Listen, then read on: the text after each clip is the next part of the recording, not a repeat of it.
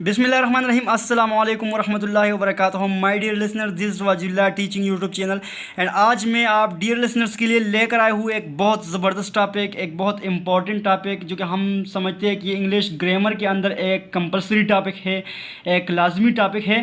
तो चलो स्टार्ट करते हैं। मेरा इस टॉपिक का जो नाम है वो है प्रेजेंट इंडेफिनिट टेंस एंड इसको हम उर्दू में फ़िलहाल मतलब जो है ना वो कहलाते हैं। So it's also known as present simple tense.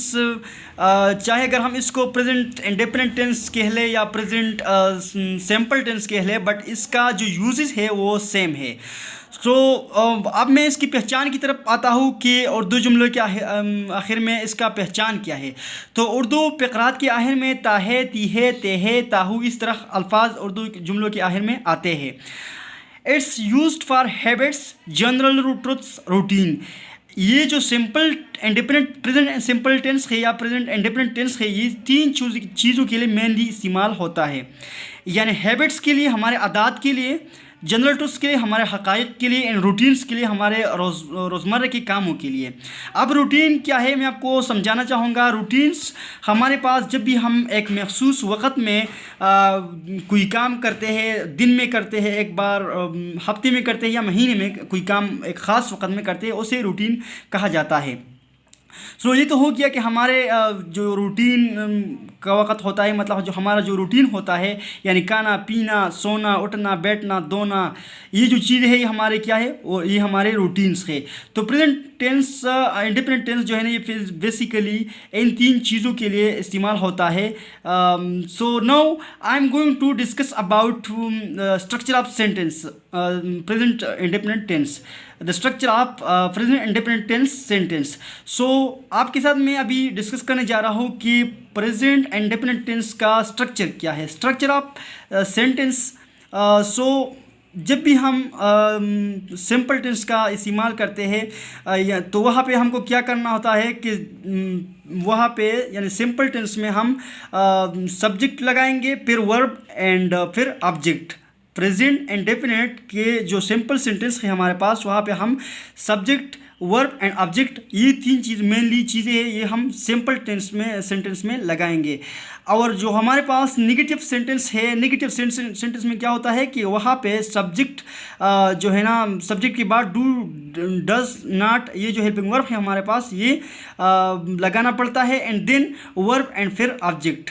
और अगर हम पॉजिटिव सेंटेंस की बात करें प्रेजेंट इंडेफिनिट टेंस का, तो पॉजिटिव सेंटेंस में ये तरह काम होता है कि पहले हम जो है ना डू डज जो है वो क्या होता है कि सब्जेक्ट से पहले इस्तेमाल होता है, फिर हमारे पास जो है ना सब्जेक्ट आता है, फिर वर्ब एंड फिर ऑब्जेक्ट।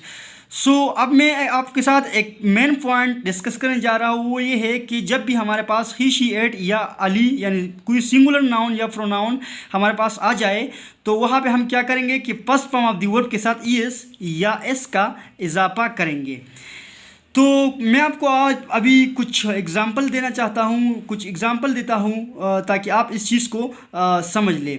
तो सिंपल सेंटेंस की अगर हम बात करें तो सिंपल सेंटेंस की मेरे पास दो तीन एग्जांपल है। वो है कि आई गो टू बाज़ार। यहाँ पे मैंने सिर्फ सब्जेक्ट का इस्तेमाल किया हुआ है, यानी आई, दिन, सिंपल, क्योंकि ये सिंपल सेंटेंस है। दिन मैंने वर्ब लगाया हुआ है यानी गो, दिन मैंने ऑब्जेक्ट लगाया हुआ है यानी बाज़ार। तो ये हो गया हमारे पास सिंपल टेंस का सेंटेंस का एक एग्जांपल। दूसरे एग्जांपल की तरफ आते हैं, ही गोज़ टू स्कूल। तो यहाँ पे क्या हुआ है कि हमारे पास सिंगुलर प्रोनाउन इस्तेमाल हुआ है, यानी ही गोज़ टू स्कूल। तो यहाँ पे हम क्या करेंगे कि ये जो हमारे पास गो है यानी वर्ब है, इसके साथ हम क्या करेंगे, ये इसका इजाफा करेंगे। और इस तरह हमारे पास वी सिंग अ सॉन्ग, हम गाना गाते हैं। ये तीन एग्जांपल्स हमारे पास होगी।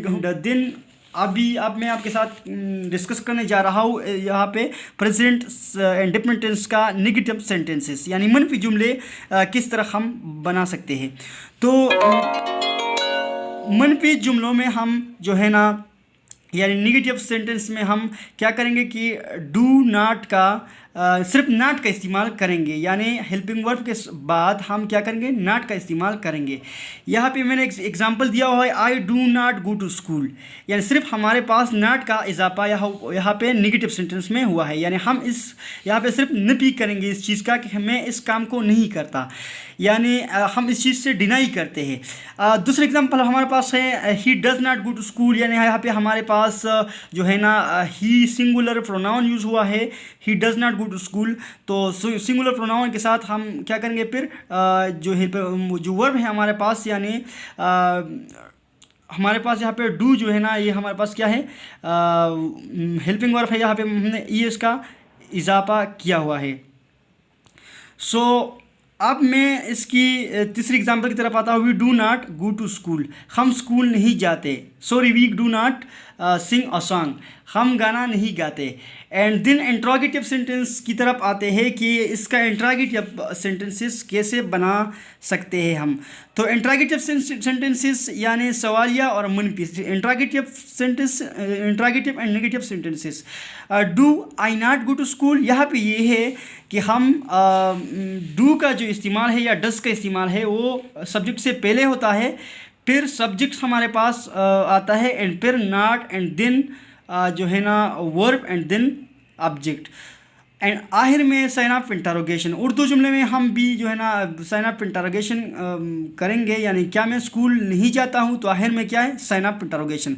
इसी तरह डस ही नॉट गो टू स्कूल, डस जो हमारे पास आया हुआ है ये हमारे पास ही है, यानी सिंगुलर प्रोनाउन है। तो सिंगुलर प्रोनाउन के जब भी हम सिंगुलर प्रोनाउन के लिए यूज़ करते हैं तो वहाँ पे हम क्या करेंगे कि जो हमारे वर्ब होता है तो वर्ब के साथ हम ईएस का इजाफा करेंगे। इसी तरह do we not go to school, यहाँ पे हमारे पास प्लूरल जो है ना वो है, तो हम यहाँ पे ईएस का इजाफा नहीं करेंगे, यानी क्या हम स्कूल नहीं जाते। तो यहाँ पे ये चीज़ है कि हमने डू का इस्तेमाल पहले किया हुआ है, फिर हमने सब्जेक्ट का इस्तेमाल किया है, फिर नॉट यानी हमने नबी किया हुआ है, यानी नेगेटिव को हमने यहाँ पे इस्तेमाल किया हुआ है, देन गो टू स्कूल। तो ये रहा हमारा lecture, video lecture present indefinite tense के ऊपर। तो अब मैं आप लोगों से इजाज़त लेना चाहूँगा। अल्लाह हाफ़िज़।